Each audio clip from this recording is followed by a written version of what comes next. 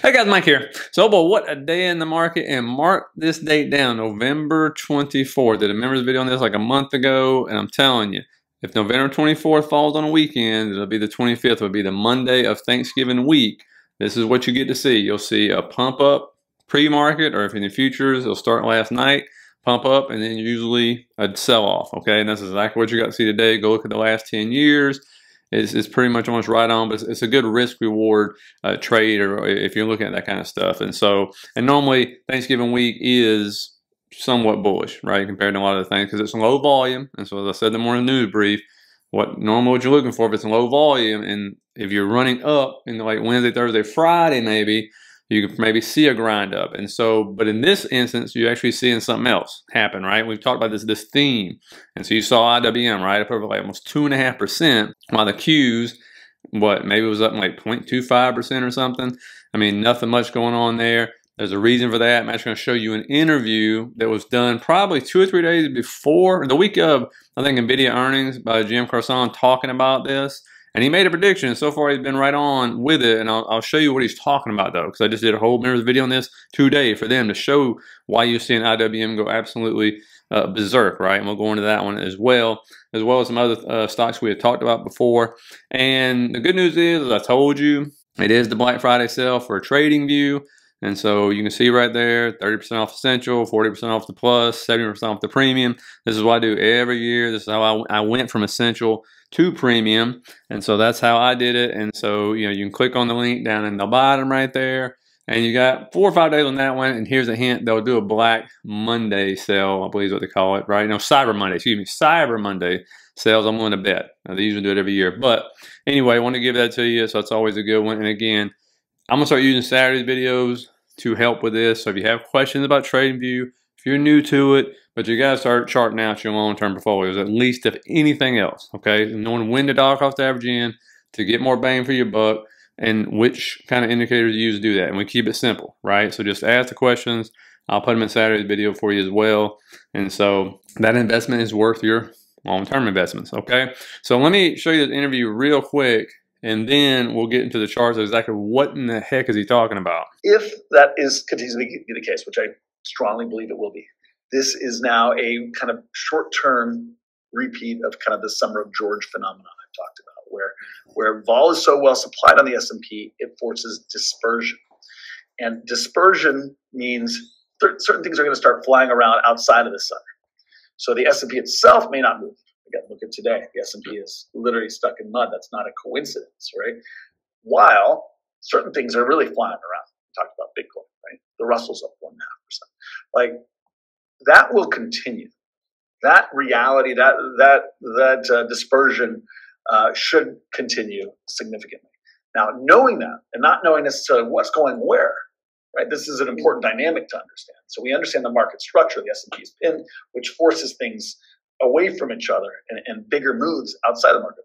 The question is, what's likely to be the things that move away from each other, and what direction are they likely to move? That's a harder thing to be specific on. My guess, based on what we're seeing and based on supply and demand in the Russell in particular, is that the Russell is going to continue to drive higher and higher. You're likely to see significant continued convexity in that area of the market. Anything domestic, anything that benefits from the strength of the U.S. dollar, anything that benefits from a America First policy, right, will continue to push in one direction, which means something has got to go the other way. What's that likely to be? The tech kind of piece of this now. I actually am going to go out and say there's a decent probability. Again, this is a pretty wild call if this ends up being right. I want to be clear. It's not a high probability that Nvidia might actually be topping here. And again, if you look at it, it doesn't look like a top yet. So the fact that I'm saying this is not technical analysis, right? This is not me just kind of, willing something away. This is not fundamentals, by the way. This is because something has to go the other way. And now, again, to be clear, if Nvidia blows out its earnings, it's way higher than anybody expected, that's off the table. But if they even remotely just come in line or just slightly higher than expected and not really blow the cover off the ball, and you're already starting to see weakness going into it, which kind of weak today, let's see how we go till November 20th. be careful. Because Nvidia could really start, again, it's not going to crash, but I think that what you start to then see on the charts and what people start to feel into the end of the year is, hey, I don't want to be sticking my neck out on this at this point. And remember what I talked about, guys, for weeks now, high beta stuff, right? Well, look at ARK-K divided by XLK. XLK is big tech, right? That's your Microsoft, your Apples, that kind of stuff. ARK-K is the high beta stuff, okay? And you can see that has been outperforming since basically mid-November right there. You can draw a trend line on this, see a breakout if you want right there. But this is these low, a lot of them are these low floats, high shorted stocks, that kind of stuff. I showed you Upstart yesterday. We'll get in that chart again today. And so that's what's being bought up. This is not just retail pushing these stocks up, okay? There's no way there's enough retail money out there to push all these stocks up. And it's all speculative. But you look at IWM, it's loaded with these kind of stocks. Just look at that right there. Explosion higher, right?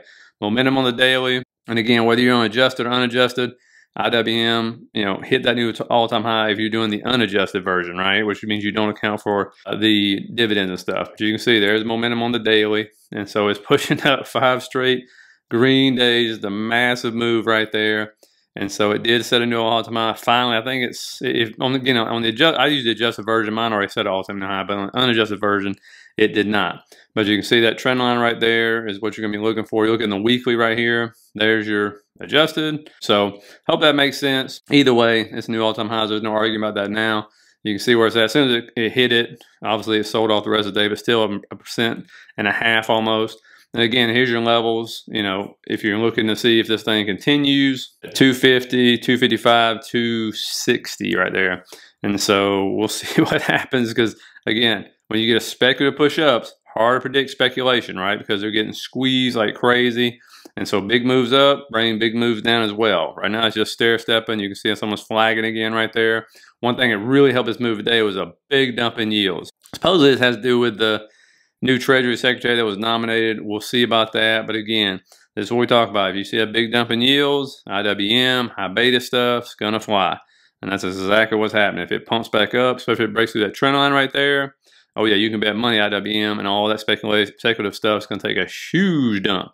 All right. Now, what's he talking about? Nvidia. He was talking about, maybe not topping, but the fact is that it's sitting here doing what? Well, it's 20 moving average now, approaching the 50. The 50 is just right there. It's right below like that 133, 134 area right there. And it's not the only one. I mean, a lot of the Mag 7s I showed you has been dragging, right? I mean, it just hadn't been doing anything. And we talked about how can the market keep moving up? Absolutely can keep moving up as long as other stocks are getting bought. And we'll talk about the equal weight ETFs in just a minute. You might notice both of them set a new all-time high. But the momentum, again, right now, bears are in charge of this thing. Okay, that's just what it looks like. If you go to a weekly right here, you got stochastic down there with a bearish cross. The MACD looks like it wants to try to do a bear cross in the weekly. That's something you don't want to happen if you're a bull in Nvidia. And so it's something to watch out for sure. Would a bounce off the 50 be bullish? Absolutely. I mean, that never hurts anything. But it's just one of those things that's lagging now because all this money is flowing into all this other stuff right now, all these other stocks. And so it's just kind of being left behind right now. But again, it is funny because you're sitting here with Nvidia doing that right there. And then you come over here, once again, and proves my point, to something like SMCI, who just hired a new auditor who still hadn't audited their books yet. And it's up over 100% in 11 days. And of course, it's entering this gap now, so it could go even higher. So it's outperforming all semiconductor stocks.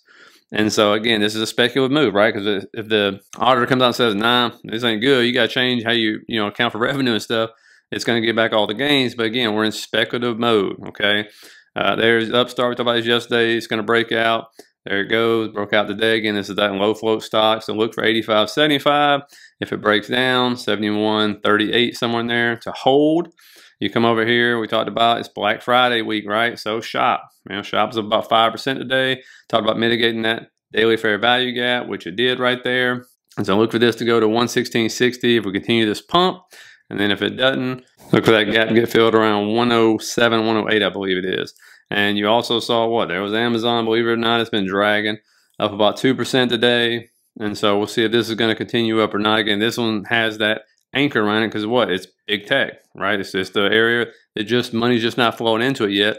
Do you expect some kind of move into this? Of course. Once the speculative stuff starts, get done pumping, you expect big money to rotate into these again to push them up in the year end. But we will see. That's what we got to wake out. Again, when you're in the speculative part of the time frame of the market, You know, you've seen how high some of these stocks can go or how long they can continue to go.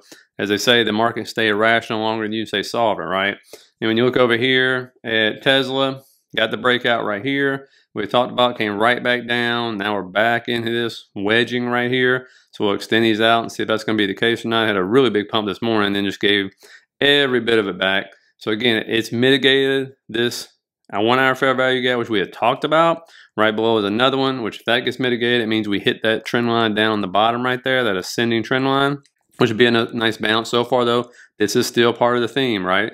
And so as long as it's still part of the theme, Tesla, Palantir, High Beta, IWM, all this fun stuff, the Carvanas of the world, you know, it'll continue to go up, okay, until this whole thing is over. I read a great article on this, and it was like, it's going up off rainbows and unicorns, which is true because there literally was nothing else financially there, right? I mean, they already had their earnings. They told you robo-taxis and robots ain't coming out until at least next year, end of next year, or whatever. But this is just the, hey, Elon's in the White House, you know, we'll see what happens here. And supposedly it sold off because they did something with the California EV credit, where Tesla wouldn't be or get part of it, but GM would. So GM pumped today and Tesla sold off after it popped today, which is just crazy to me. But that's what we got to see today. Now, when you look over here at Palantir, again, big bump up. Why did it get a big bump up out of this consolidation right here? It's because they got a price target raised right here by Wedbush. I think it raised, yeah, 75 bucks was the target. So boom, way it went. And it did exactly what Tesla did and most stocks did today. It gave it all up, right? Came back into this consolidation. So again, we'll see if it's going to continue to consolidate or is it going to break back out? Okay, it's part of the theme as well. I will continue to keep this box right here, and I'll continue to keep that area right there, which is fair value gaps to get taken out if it actually still comes down. But just look for it to stay in that consolidation mode. FinTech, another part of the theme. Where I screwed up was this right here on Square. Remember, see how Square is red? You look over here. Here's where I screwed up. It's sitting right there. It hadn't moved down much. It's just hung up. Why is it hung up? Well, I talked about this. If you're new here, you wouldn't know what I'm talking about. But if you've been here for a while, you know I've always talked about Bitcoin and Square being tied together. When will Square start getting tied back to Bitcoin? Well, guess what? It's tied back to Bitcoin. Okay, it's been tied back to Bitcoin, I guess, looking at this chart for probably 4 to 5 weeks now. And so I'll make sure to turn this so you can actually see it. And we'll go back and show you exactly what I'm talking about and show you why it's tied to Bitcoin, unlike the rest of the FinTech. You see that? That's perfectly tied together. Is it going to be down to the penny? No. There's going to be days where one goes this way because of some news. The other goes the other way. But for the most part, you see all FinTech green and maybe even super green, and Square was red all day. Because one, Bitcoin was red over the weekend and coming into the day, and so it's red. But you can see when we go back on this thing, what happened was, look how they're tied in sync. I mean, like 2 or 3 years they were tied in sync. It was right here, April of 2023. You can see the divergence. And of course, Bitcoin breaks apart from it. Square continues just to be a disaster, of course. And I mean, clearly you can see it. And then finally gets tied back together. So if what we got to see here is if Bitcoin breaks down and we finally get a much needed like reprieve or sell off or anything, let's pay attention to what Square is doing, okay? Because it's gonna tie into Mr. and Coin and all these other stocks. The reason why, because you look at Square right here, they actually own a lot of Bitcoin, but also they dollar cost average into Bitcoin. They announced it, I believe it was in April, they would dollar cost average in every single month to buy Bitcoin. Right now, they own about 8,211 Bitcoin as of September 2024. And so that's why I believe it will stay tied to Bitcoin. But let's just see what Bitcoin, when it moves up, moves down, the Square stay with it. And everybody's expecting, you know, some kind of move down in Bitcoin right now. So that happens.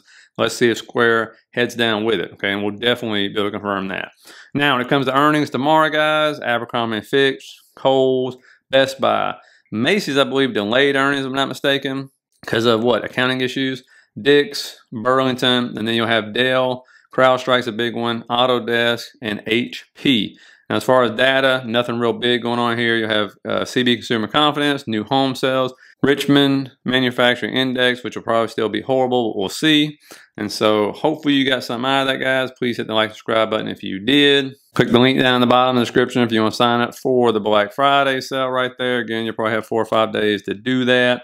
And it helps out the channel, and I really appreciate it. And if you want to sign up for the membership, feel free to click the link. There'll be 2 links below that. And that's everything you get with it for less than a McDonald's combo, okay? So anyway, hope you guys have a good one, and I'll see you tomorrow.